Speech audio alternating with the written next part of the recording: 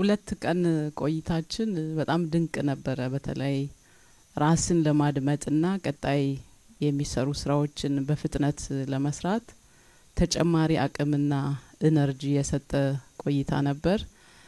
እኔ ማንሳት የፈለኩት የጨበራ ጩጭራ ላይ የነበረን ቆይታ ነው።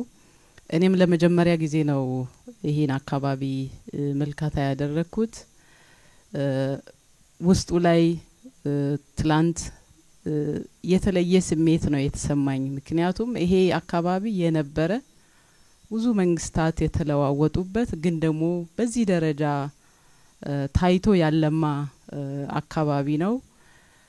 እዚህ ያለው በጨበራ ጩጭራም ሌሎች ኢትዮጵያ ላይ ያሉ አካባቢዎች የነበሩ ቦታዎችን ምልከታ ለውጥ ብቻ በማድረግ የኢትዮጵያን ከፍታ በሚያሳይ መንገድ የኢትዮጵያን መዳረሻና አቅደን የተነሳነውን ብልጽግና ማሳካት የሚያስችል ማሳያ ቦታዎች የተሰሩ መሆናቸው ጨበራ ጩጭራ ላይ ያየሁት ሁሉም ጋር መድረስ የምንችልበትን ቦታ መድረስ እንደምንችል ቀድሞ መመልከት መድረስ የምንችልበትን ቦታ ክቡር ጠቅላይ ሚኒስትራችን ቀድሞ የመመልከት ብቃት እና የአመራር ጥበብም ጭምር በተጨባጭ ያየውበት የሚሰሩ ልማቶች የአካባቢ ባህልና እሴትን የጠበቀ መሆኑን ከጨበራ ጩጭራ ከስያሜው ጀምሮ የቤት አሰራሮችንም ጨምሮ ኢትዮጵያዊነትን በየአካባቢ ያሉ እሴቶችን አጉልቶ ማሳየትን